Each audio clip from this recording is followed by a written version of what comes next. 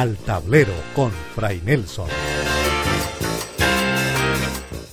Una de las principales y más graves enfermedades morales que ha acompañado a la humanidad tiene un nombre específico: eugenesia.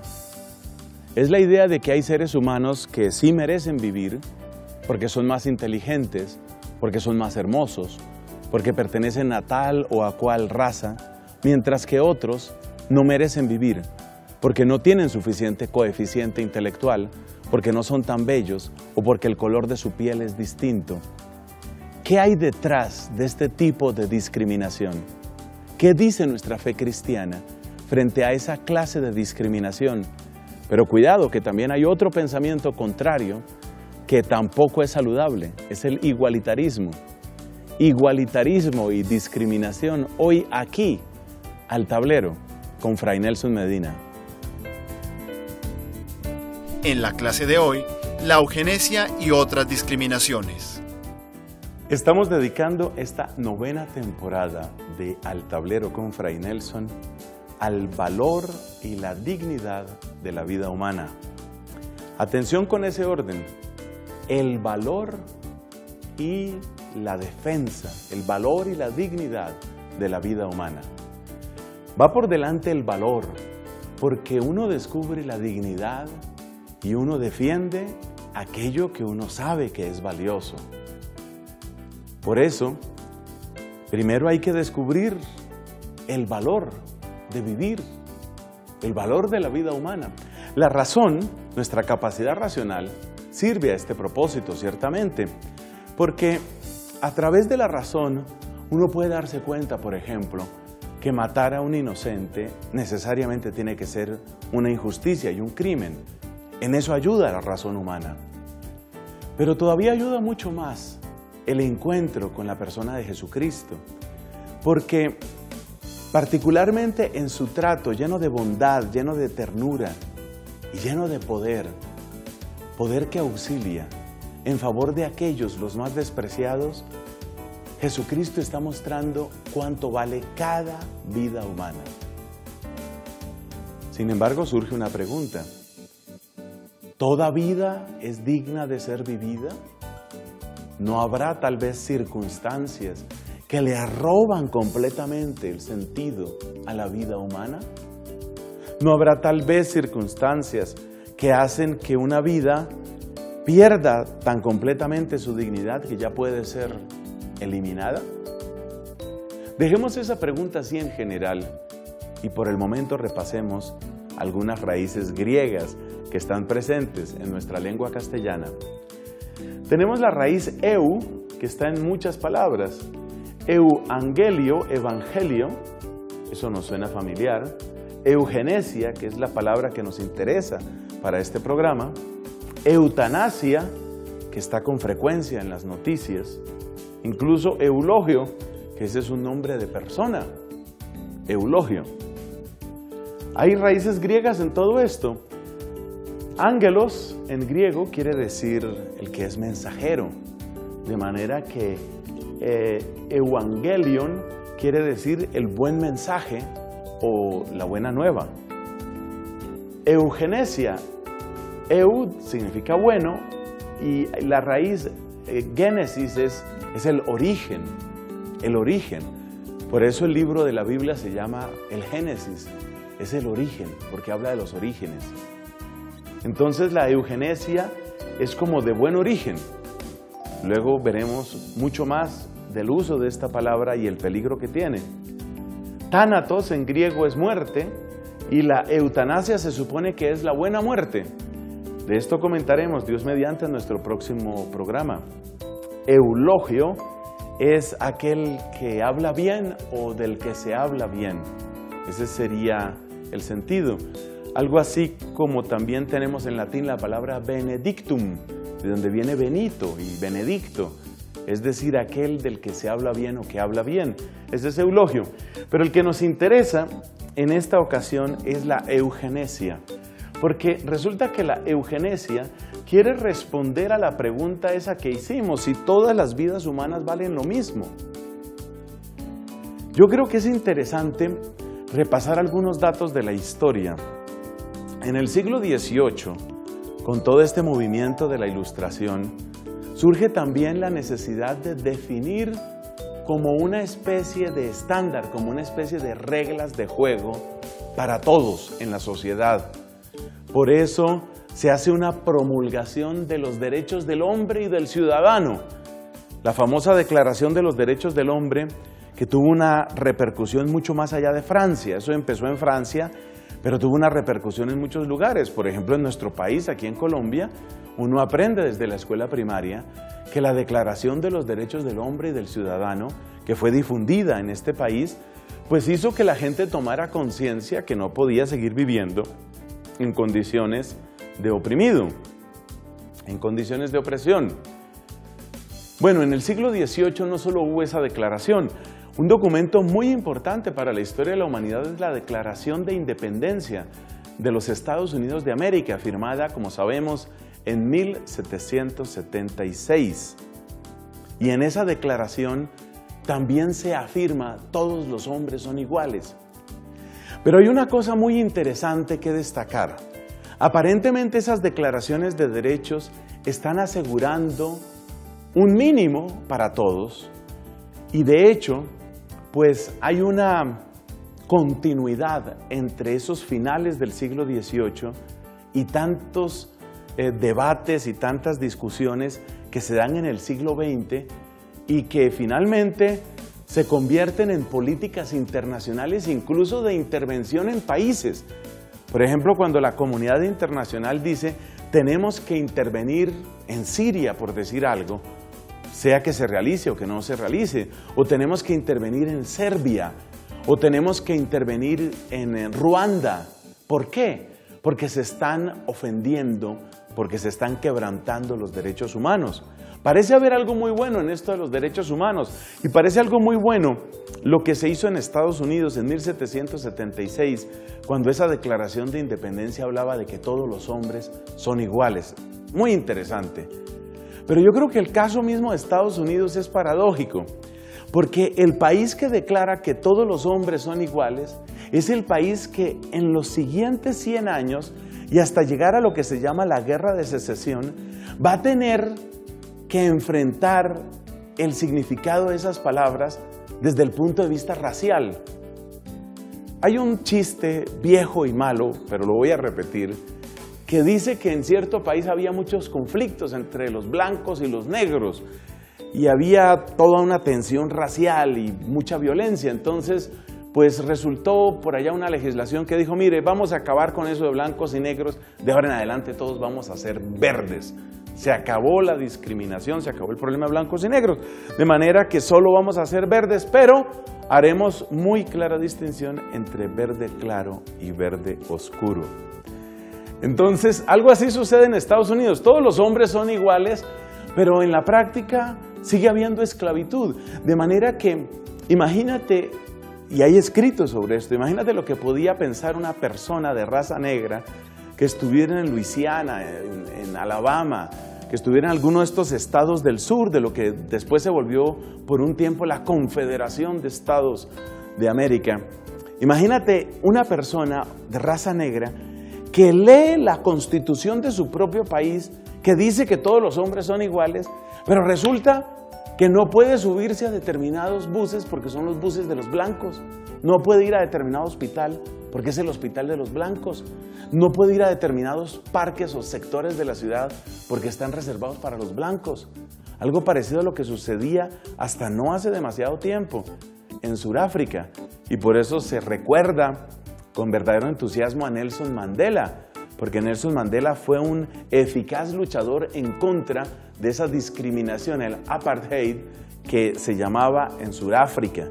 Entonces date cuenta de cómo nuestra humanidad, nuestra raza humana parece tener una gran capacidad para hacer afirmaciones así muy generales: todos los hombres son iguales, pero luego resulta que hay unos que son más iguales que otros, y hay discriminación, por ejemplo, contra estos de raza negra en los Estados Unidos de América durante la mayor parte del siglo XIX.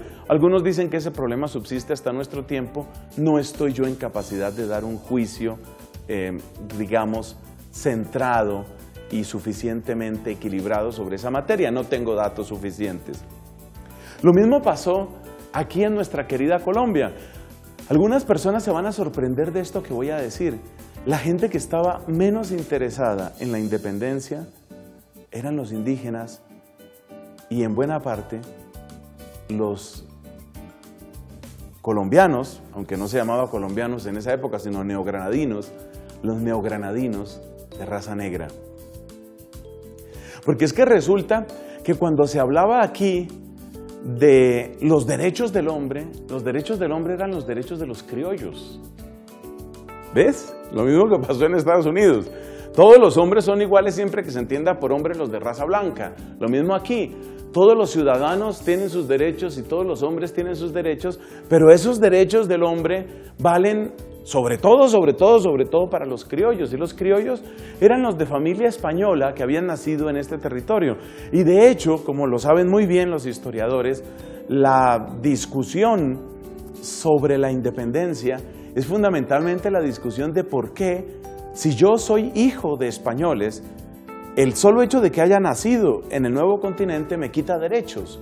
O sea, si yo hubiera nacido en Zaragoza, hubiera nacido en León, hubiera nacido en Asturias, tendría unos derechos, pero como nací en la Nueva Granada, aunque mis papás sean ambos españoles, no los tengo.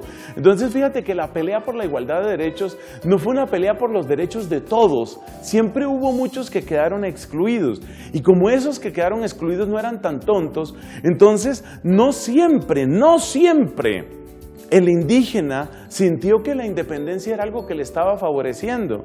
Y hay una gran mentira que se ha dicho. Se ha dicho que el imperio español y que la corona española oprimía al indígena y destruía al indígena.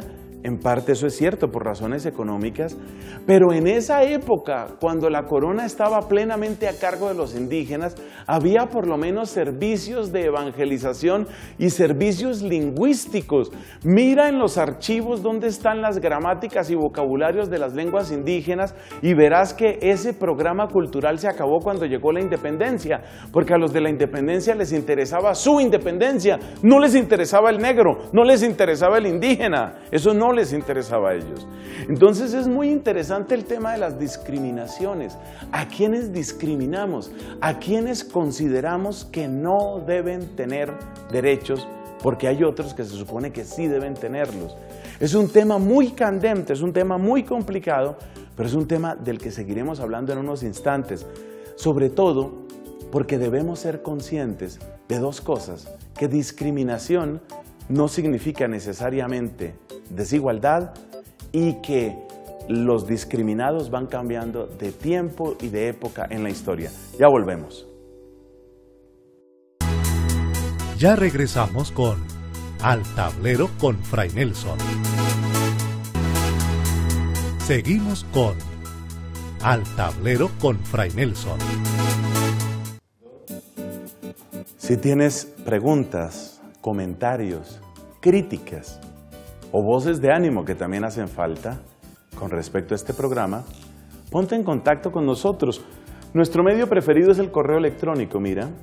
Es simplemente el nombre de este programa, Al Tablero con Fray Nelson, así todo seguido, sin espacios, sin guiones, Al Tablero con Fray Nelson, @cristovision.org.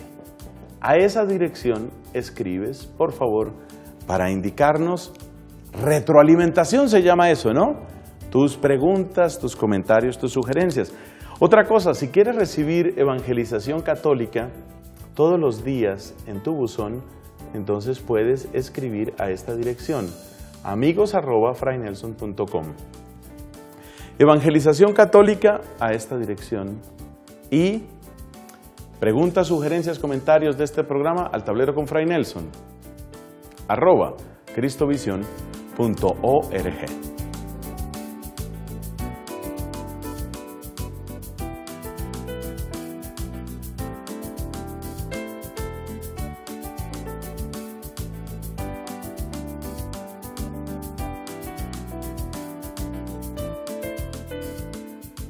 Hola Fray Nelson, agradezco muchísimo sus explicaciones acerca de la Sagrada Biblia. Gracias por la orientación que ha servido mucho en mi caminar en la fe católica. Dios le bendiga.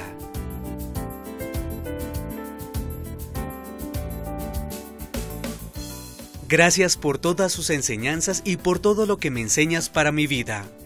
Siempre lo tengo en cuenta y pido ayuda al Padre, al Hijo, al Espíritu Santo y a Mamita María. Mi Dios lo cuide, lo proteja hoy y siempre. Luz Marina Moreno.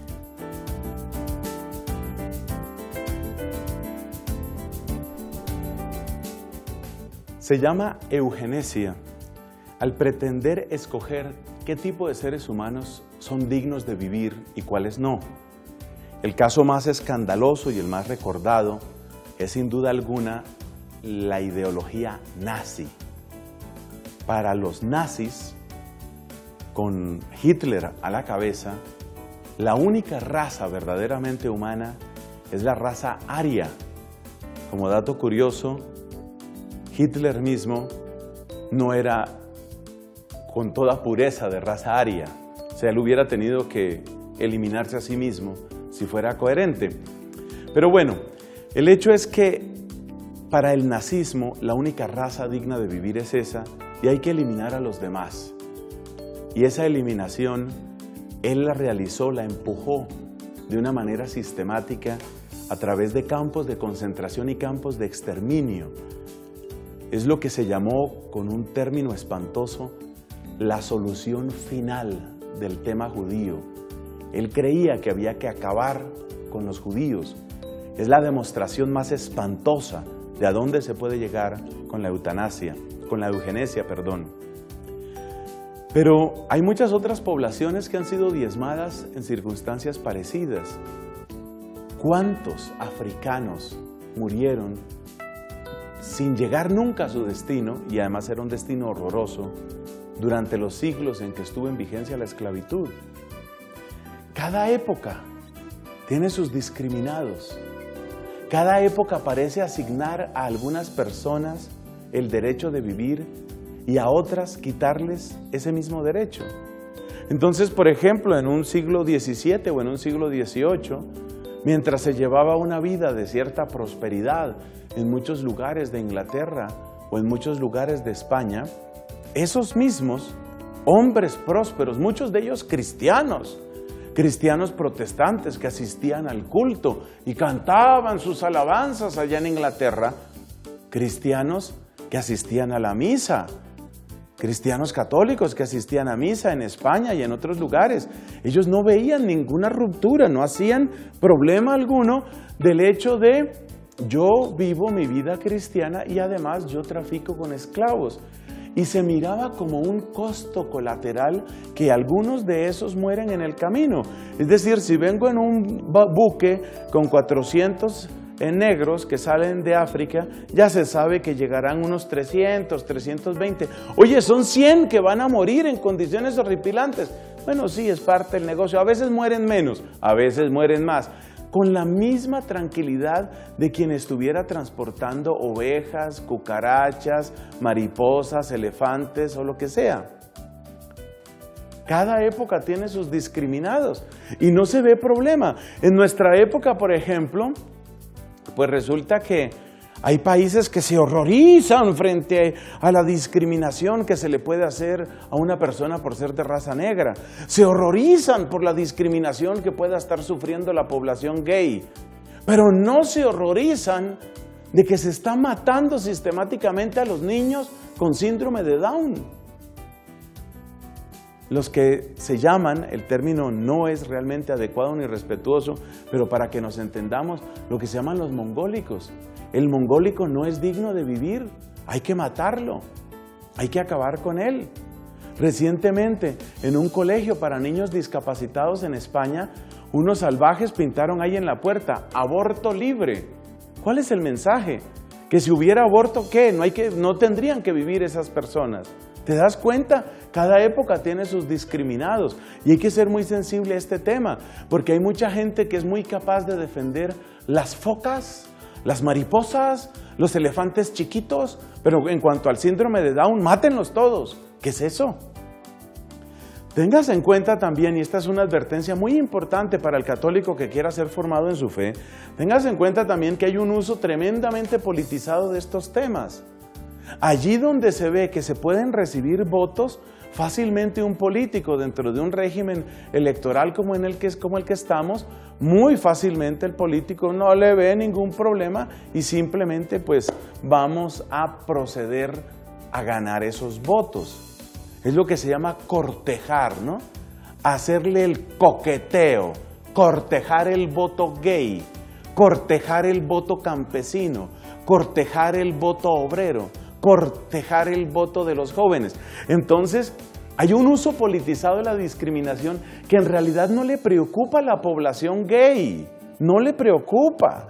Como seres humanos que muchas veces tienen historias dramáticas de dolor, y eso créame que lo sabe muy bien un psicólogo y lo sabe muy bien un sacerdote, como seres humanos no les preocupa, les interesa que si son representantes de ese colectivo aseguran un puesto en las cámaras legislativas. Entonces hay que tener mucho cuidado con el uso politizado y por favor, vigilemos todos a nuestros líderes, vigilemos todos a nuestros candidatos, porque como están las cosas en el mundo con respecto a las prácticas de la democracia, a la mayor parte de los políticos no les interesa lo que suceda con la gente.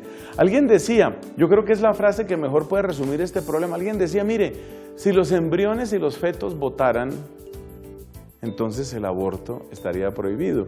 Pero como el feto se va a demorar demasiado en votar, es más práctico que yo reciba el voto, un voto ensangrentado, un voto apestoso, pero un voto útil que yo puedo recibir, por ejemplo, de la mamá de ese niño que fue asesinado o esa niña.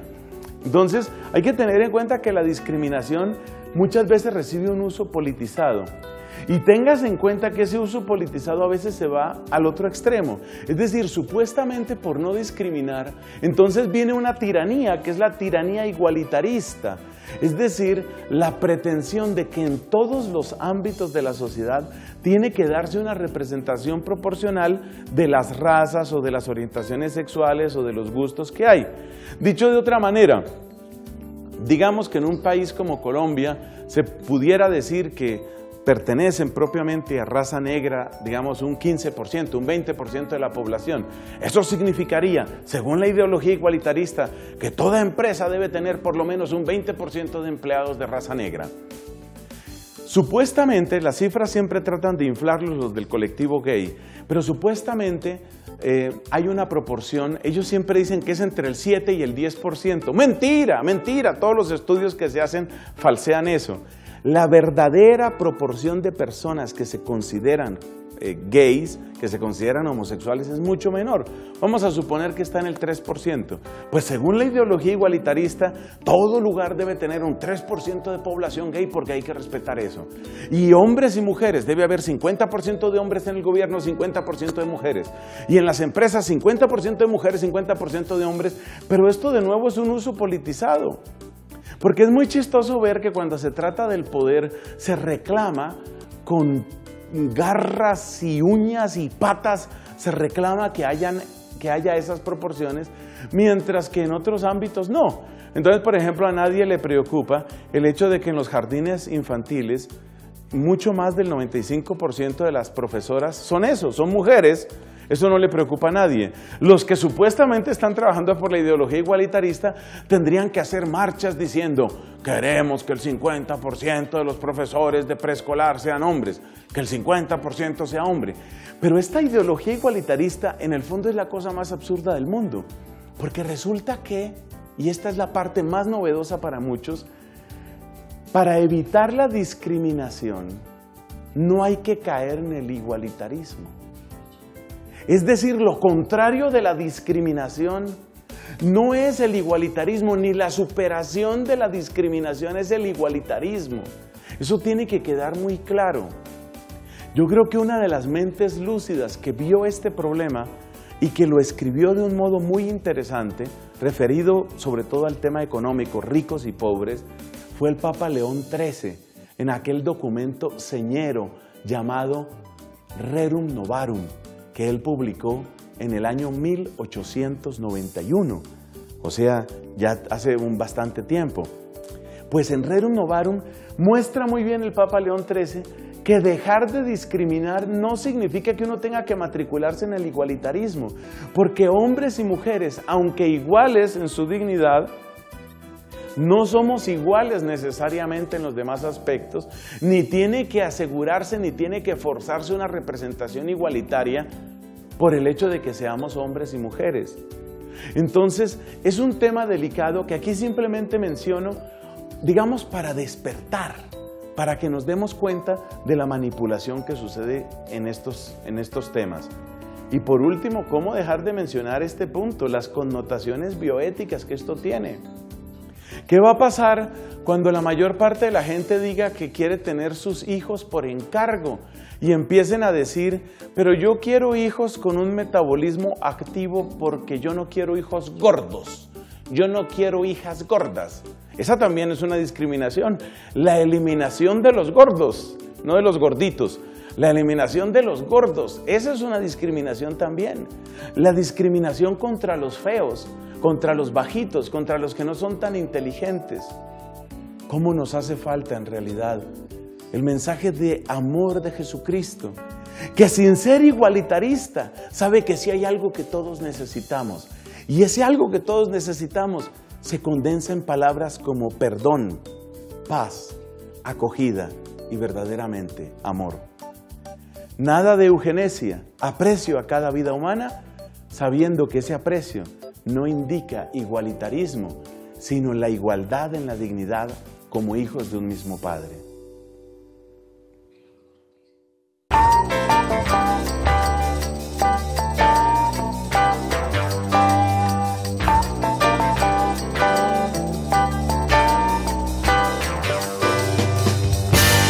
Al tablero con Fray Nelson.